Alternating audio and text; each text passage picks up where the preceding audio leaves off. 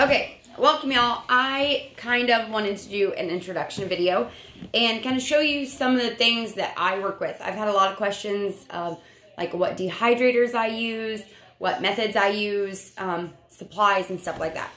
So I kind of wanted to do an introduction and tell you a little bit about myself. I'm a mother of 5, so meal prep is huge.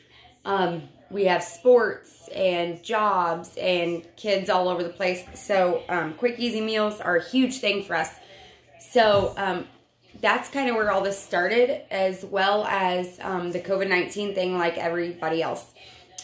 Preparing, having meals on hand when the grocery stores are out of things, so on and so forth. So that kind of sparked a little bit of it, and I had a lot more time on my hands, so I was able to try a lot more than what I normally would instead of my basic canning. So I do also can, and we'll get into that a little bit later. That's a whole nother time. So I wanted to cover a lot of the dehydrating things before I got into the canning things. So I wanted to show some of the things that I use tonight, and maybe that will help answer some of the questions as to how I do specific things. Okay, so one thing I wanted to show is, let me get this, my dehydrators.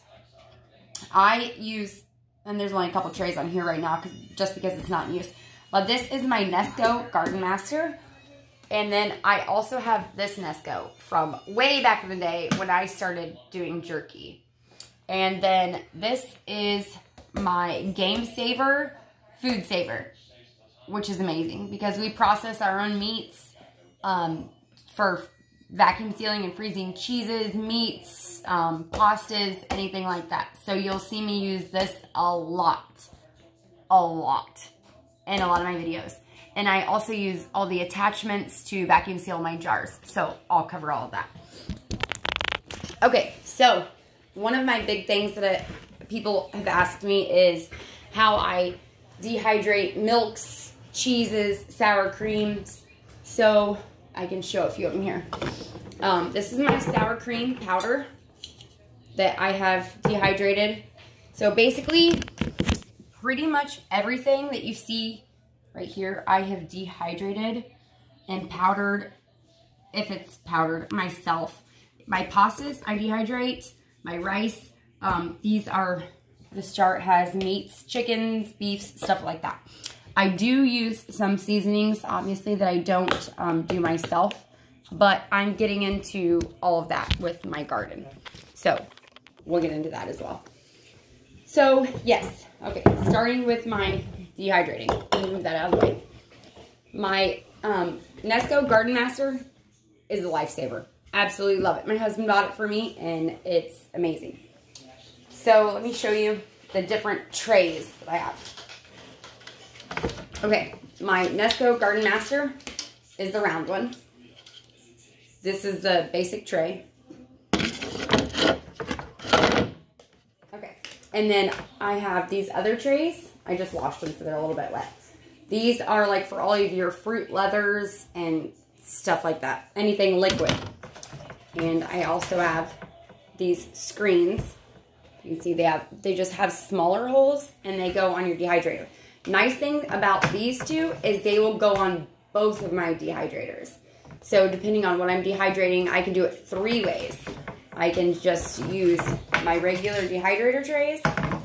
I can use the finer screens, which is great for spices and like rices and pastas, stuff like that. And then I have my solid trays. That's what I use to dehydrate all of my liquids. Milk, so on and so forth. Okay, so I did post videos about how I did milk. Let me show you how, real quick, just how I set it up if I'm going to do cheese, per se.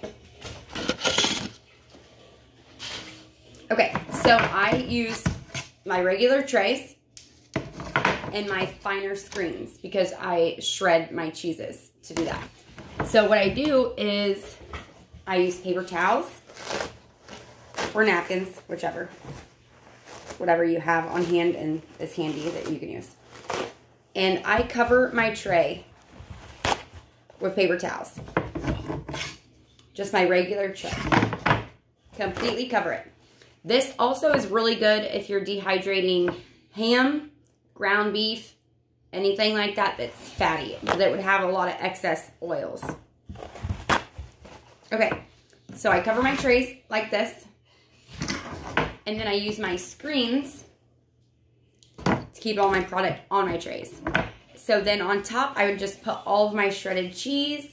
I just recently did ham last night.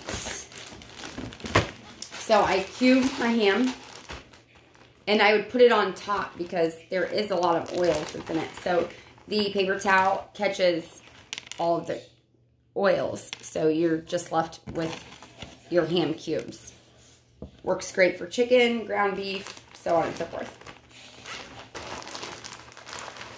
I'll get into how I store all that later on. Okay, and then so for my solid trays, let's go back to the Nesco one. This is my round dehydrator. I use these solid trays. This is great for anything that you're going to do that's liquid or paste. I do all my tomato paste, all my sour cream, my milk. What else?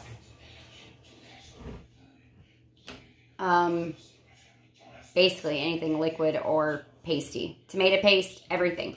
I put on these trays and I dehydrate it. Once dehydrated, it will be all crumbly, cracked on your trays. Then I use my Ninja that comes with these cups and the blades. And that's how I get all of my powders.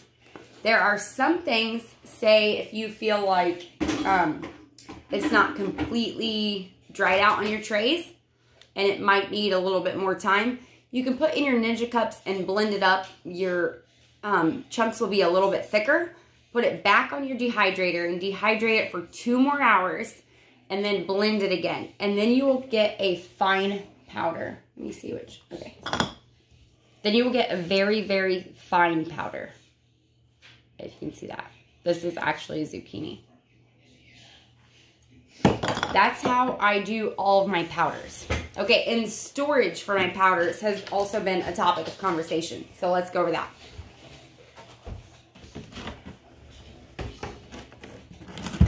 Let me move this out of the way. So my vacuum sealer is not only handy for everything that we want to vacuum seal and freeze, or if I'm vacuum sealing my ham, chicken, whatever the case may be, but it's also super amazing for when I'm dehydrating and making powders, and I keep it stored in my mason jars. So it comes with this tube that attaches to my vacuum sealer. I'm not going to do it because it's extremely loud. So it has a wide mouth fitting and regular jars. This vacuum seals all of your jars. So you leave the ring off of it and you put it on and you vacuum seal it. That alleviates the need for any silica packets. So anything I'm going to store long term, say milk. When I dehydrate milk, I tend to store a lot of it.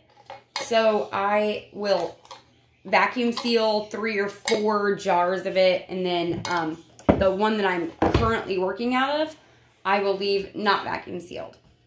That gives you a shelf life well over 5 years, as long as it's vacuum sealed, and it eliminates you needing to use vacuum silica packets. Sorry.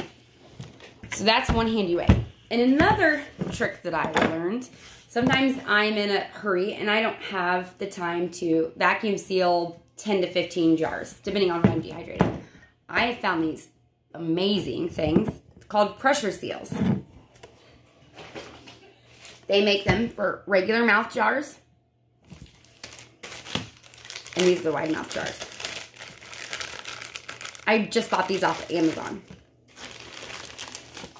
So they are, this is the little card that came with it.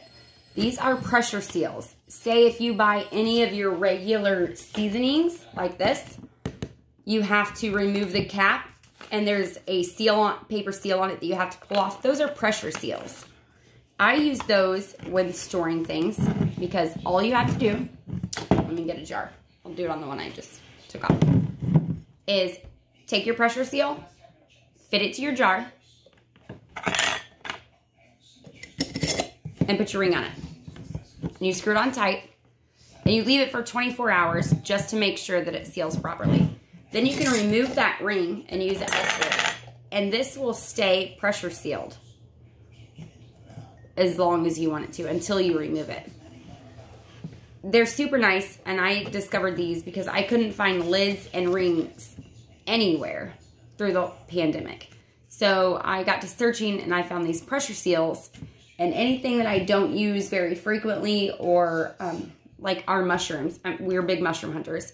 So I would use them on my mushrooms because I don't use them year round so much.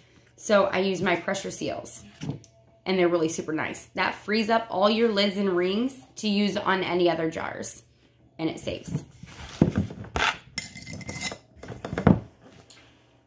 Okay, and the other thing is silica packets that I'll talk about.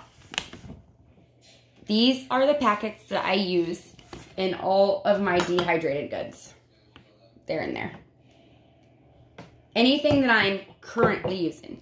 You do not need to use a silica packet if you've vacuum sealed it. You don't have to put them in there. I keep them in the jars that I'm currently working out of. These ones are really super nice that I found. If you see on the back here, you can actually reuse them. So let me show you one. As all silica packets, there are little beads inside of it. Those turn pink when it has absorbed moisture or oxygen. So when you've used them and you have them, they're pink, you then can dehydrate them, I guess. I don't know what they call it. But you can bring them back to that status. So you can bake them in the oven and reuse them. So it definitely saves money and on the environment by you reusing them. And it's nice if you don't have to worry about paying extra shipping or buying things over again and having a lot of them. Because I have a lot of dehydrated goods, so I would be spending a lot of money on these otherwise. So that's just another super cool tool. I think that's all for the tools that I use. I've got a lot of questions, and I enjoy the questions about my dehydrators and how I seal my jars and preserve things. So if you have any questions about stuff like that, feel free to ask. I love answering them and helping people enjoy the same things that I enjoy. Thanks.